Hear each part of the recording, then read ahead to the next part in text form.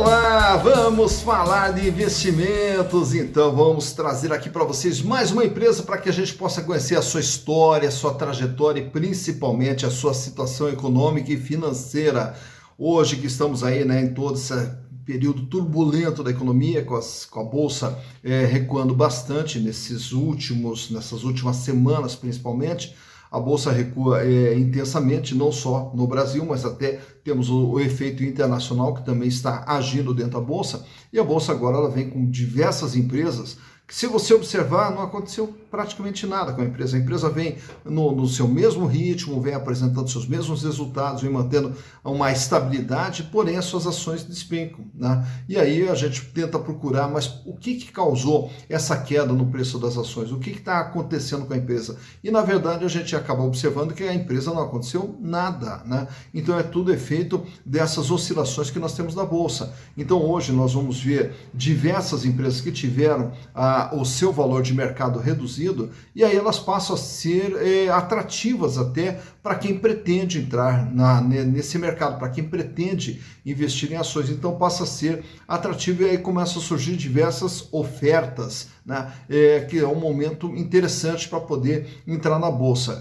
Toda essa queda, se você pegar historicamente, elas caem, depois elas retornam. Isso aí é histórico dentro da Bolsa. A gente vai ver todas essas oscilações. E aí tem os momentos bons para entrar, né? E tem os momentos que não são tão bons para entrar. Mas o importante sempre é saber como é que está a situação da empresa, o que está acontecendo com a empresa. O faturamento está caindo, o lucro está caindo, o endividamento está aumentando. O que está acontecendo com a empresa? E, para tanto, a gente procura trazer todas essas informações para vocês saberem o que está acontecendo com as empresas. Mas não só saber o que está acontecendo, mas também saber de onde que essa empresa vem e para onde ela vai, através da sua história. E a sua história, ela conta muito da personalidade da empresa. Se a empresa ela é uma empresa madura, se ela é uma empresa que ela tem um caminho constante, tudo isso aí a gente observa através da história da empresa. A história da empresa também nos indica para onde essa empresa está caminhando.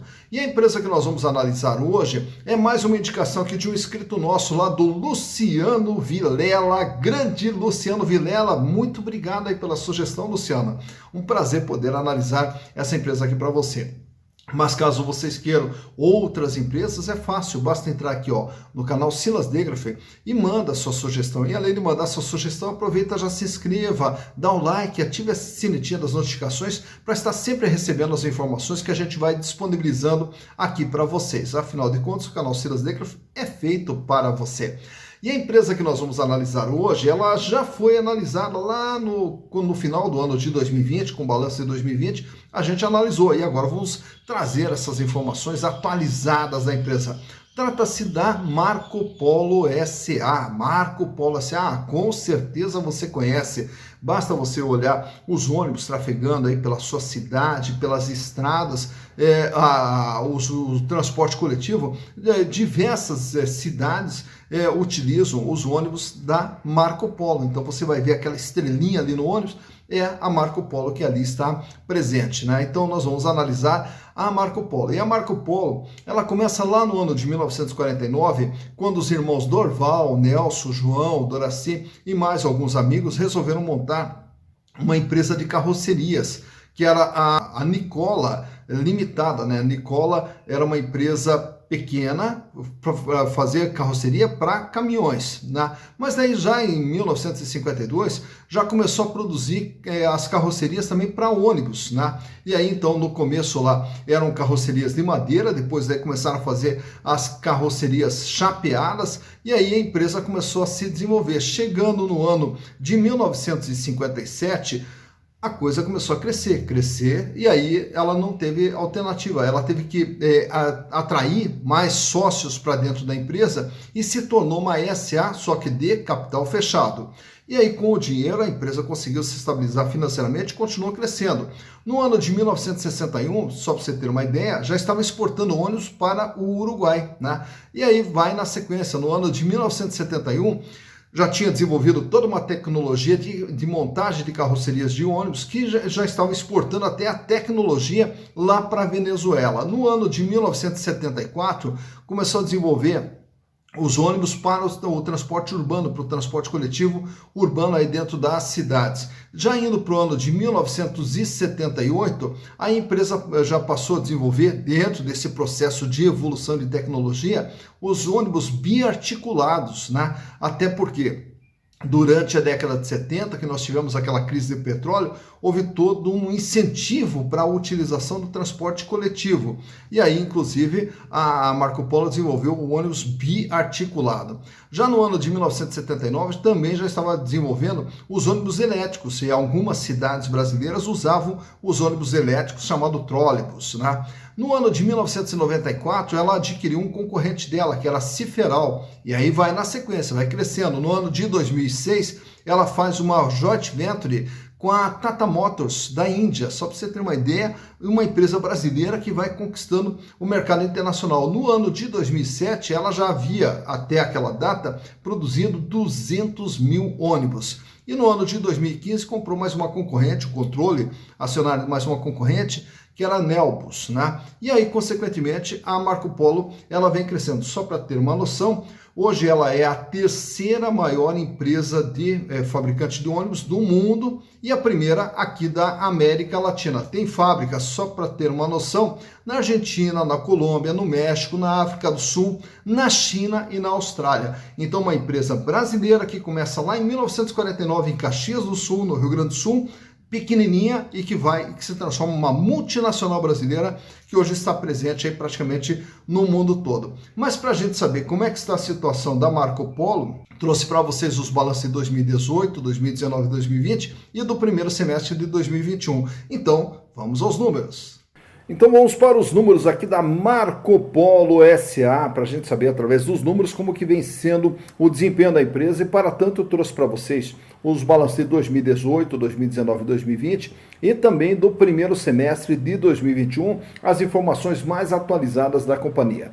Para que possamos entender o que é a Marco Polo através dos seus números, aqui no ano de 2018, nós temos dentro do ativo, e o que é o ativo? É tudo aquilo que a empresa tem dentro do seu patrimônio, separado por ativo circulante, que são os bens e direitos para a movimentação, chamado capital de giro, e o ativo não circulante, que é um capital fixo da empresa. E o total de todos esses bens e direitos que a empresa possuía em 2018 fechou em 5 bilhões 147 milhões de reais, sendo que desse valor 3 bilhões e 60 milhões estava no capital de giro, o que representava 59,5% de tudo que a empresa possuía. Desse capital de giro, 954 milhões era dinheiro, que está em caixa, banco, aplicações financeiras. 1 bilhão 101 milhões contas a receber, duplicados a receber. E 686 milhões são os seus estoques, né, de matéria-prima, produto em processo, produto acabado, né? Então aqui nós temos o capital de giro da empresa. O importante é que esse grupo aqui ele seja cada vez maior, porque é através dele que a empresa consegue movimentar todo o seu capital fixo, né? Já no ano de 2019, a empresa praticamente permaneceu estável aqui com seus 5 bilhões 193 milhões de patrimônio. Disposto aí, capital de giro 2 bilhões 835 milhões, uma redução em relação a 2018, fechando agora em 54,6%. Aumenta o volume de dinheiro em caixa, vai para 1 bilhão 174 milhões, porém uma diminuição aqui no contas a receber para 863 milhões e uma diminuição dos seus estoques com 552 milhões de reais. Indo para o ano de 2020, a empresa passou a ter agora um ativo total de 5 bilhões 860 milhões e aí o capital de giro volta a se recuperar, vai para 3 bilhões 171 milhões de reais. Ele recupera em valores nominais, porém ele ainda não se recuperou em termos de representatividade, pois fechou em 54,1%. Mantém o 1 bilhão e 43 milhões de reais em dinheiro, aumenta um pouco contas a receber para 970 milhões e o estoque também aumenta aqui para 748 milhões de reais. Indo para o primeiro semestre de 2021, a empresa agora passa a ter dentro do seu ativo 6 bilhões 193 milhões de reais. E o capital de giro permanece aqui estável na faixa dos 3 bilhões e 100, com uma representatividade de 50,7%. 1 bilhão e 74 milhões de reais em dinheiro, em caixa, banco e aplicação, 846 milhões para receber e 842 milhões de estoques. Então, o que nós observamos aqui? que o capital de giro ele sai de 59,5, recua para 54, fica estável no 54 e agora mais uma reduçãozinha aqui para 50%, mas a empresa ainda está com um bom volume de capital de giro para poder desenvolver a sua atividade. Indo agora para o lado do endividamento, o endividamento nós enxergamos aqui dentro desse outro grupo, passivo. E no passivo nós temos passivo circulante, dívidas de curto prazo, passivo não circulante, que são as dívidas de longo prazo. E aí o total do endividamento que fechou em 3 bilhões e 13 milhões, o que representava 58,5% de tudo aquilo que a empresa possuía. Já para o ano de 2019, a dívida recua aqui para 2 bilhões e 835 milhões, com uma representatividade de 54,6%. E o que é essa representatividade? É o peso que a dívida tem em relação ao patrimônio. Quanto desse patrimônio a empresa ainda terá que pagar, o equivalente então a 54,6%. Já para o ano de 2020, a dívida aumenta em valores nominais, vai para 3 bilhões e 252 milhões e a representatividade em 55,5%.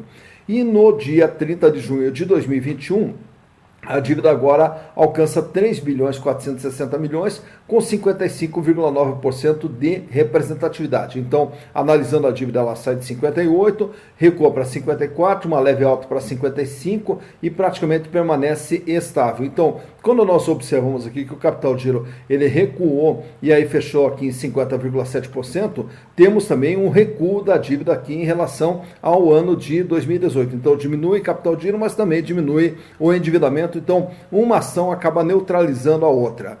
Já em termos de resultados, a empresa faturava no ano de 2018 4 bilhões e 197 milhões, aumenta o faturamento para 4 bilhões e 367 milhões. No ano de 2020, o ano da pandemia, o faturamento ele recua para 3.589 e aí já nos 6 primeiros meses do ano está com 1 bilhão e 657 milhões, o que projeta aqui um faturamento em torno de 3 bilhões e 300, mostrando que a empresa não aparenta um aumento de faturamento para esse ano de 2021, pelo menos é o que os números aqui querem nos mostrar. Já em termos de resultado, o lucro da empresa, 190 milhões em 2018, 212 milhões em 2019, e aí no ano de 2020 cai o faturamento e também cai o lucro para 90 milhões de reais. Já no primeiro semestre de 2021, como a gente mostrou, o faturamento ele tende a ficar estável em relação ao ano de 2020, porém o lucro já foi para 186 milhões, o lucro praticamente o dobro, em 6 meses já lucrou o dobro do que havia lucrado durante o ano de 2020 inteiro. Então, reduz o faturamento, porém aumenta o lucro. Tanto é que nós olhamos nesse número aqui, o 11,2%, que é a margem da empresa, que ela vinha com 4,5%, 4,9%, recua para 2,5% de margem, e agora a margem já dispara para 11,2%. Então estão aqui os números que mostram o comportamento da Marco Polo referentes aos anos de 2018, 2019 e 2020 e do primeiro semestre de 2021. Tá, então, mais uma empresa analisada, mais uma empresa que a gente já conhece da sua história e já sabe como é que está a sua situação econômica e financeira. E a Marco Polo, ela é um orgulho até da indústria nacional, porque o Brasil, que passou muito tempo com a sua economia fechada, com o impedimento de entrada de concorrentes, então era uma economia que ela era até certo ponto protegida. E aí nós temos alguns casos de empresas que não se agarraram a essa proteção contra a importação e se desenvolveram em termos de qualidade, em termos de inovação, em termos de produto, para competir internacionalmente. Então, mesmo com a queda das barreiras que impediam a importação de produtos, essas empresas estavam preparadas e elas foram para o território alheio para competir no território alheio. Então, é um exemplo de empresa que, através da qualidade da inovação, se preparou para competir de forma global. E aí se torna um orgulho aqui para todos nós. Temos uma empresa brasileira vendendo e produzindo para o mundo todo, como é o caso da Marco Polo. E aí, naturalmente, você que é investidor, você que pretende investir em ações, o importante sempre é saber como que está a situação da empresa. E aí a gente traz aqui tanto a história da empresa como a situação da Marco Polo. E agora cabe a você verificar se vale a pena, se não vale a pena investir na Marco Polo, aí fica a seu critério. Mas o importante é que, se for investir, invista de forma consciente para reduzir seus riscos e potencializar suas possibilidades de ganho. É isso que nós desejamos, que você construa seu patrimônio e que você tenha uma vida cada vez mais digna. Dito isso, bons investimentos para vocês.